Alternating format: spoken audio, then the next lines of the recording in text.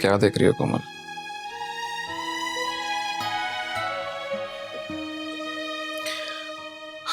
यही कि तुम्हारा शौहर अपाहिज हो चुका है।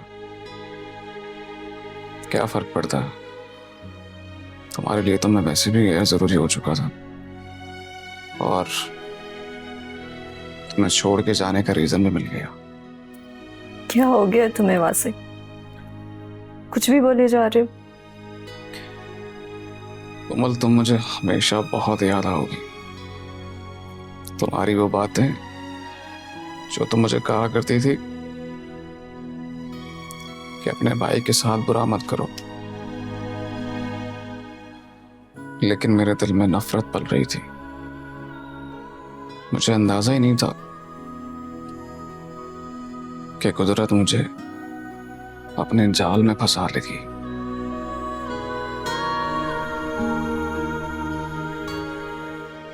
मैं बुरी तरह फंस गया हूं कोमल।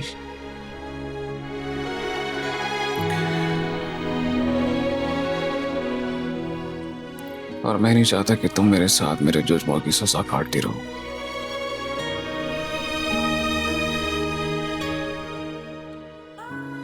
तुम अपने डैड के पास यूके शिफ्ट हो जाओ, जल्द से जल्द। बस वासी, अब इससे ज्यादा तुम्हारी बकवास नहीं सुनूंगी मैं। सुना तुमने?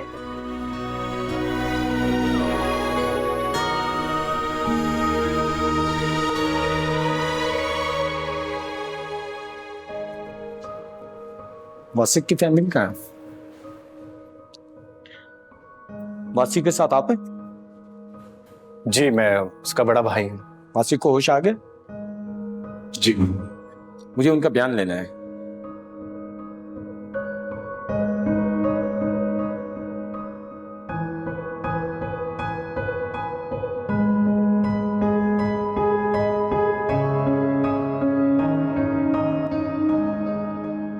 तुम्हारी अम्मी ने मुझे धोखा दिया था वासी।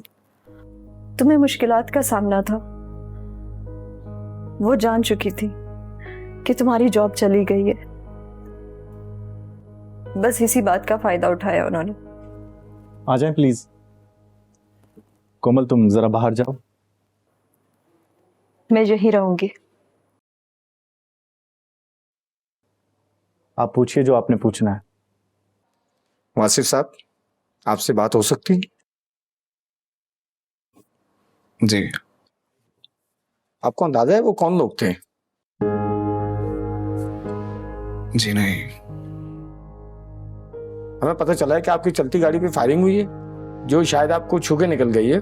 उसके बाद क्या हुआ? उसके बाद मैं गाड़ी को सड़क के किनारे पर लगाने में कामयाब हो चुका था। गोली चलाने वाले को मैंने दूर तक जाते हुए देखा। मुझे लगा कि जाने वाला अपना काम करके जा चुका है, और इतने में एक बाइक वाला मेरे पास आके रुका और मेरे सर पे गन लगाई। मुझसे मेरा मोबाइल लिया, मेरा वॉलेट मांगा, मैंने उसे दे दिया। दूसरी गोली कब चली? जब मैं उसे मोबाइल और वॉलेट दे चुका था तो मुझे लगा कि उसे सिर्फ लूट मार करनी थी, लेकिन फिर अचानक उसने अपनी पिस्तौल मेरे घुटने पे रख दी। उस वक्त मैं समझ नहीं पा रहा था और मैं उसे रोकने की पूरी कोशिश कर रहा था, लेकिन वो तो शायद आया ही मुझे अपाहिज करने के लिए था। आपका अंदाजा बिल्कुल दुरुस्त है मिस्टर वासिक। ये लूटमार का केस नहीं था, ये आपको टारगेट किया गया है। मगर आप बेफिक्र रहें, आपको मुजरिम बहुत जल्द पकड़ लिया जाएगा।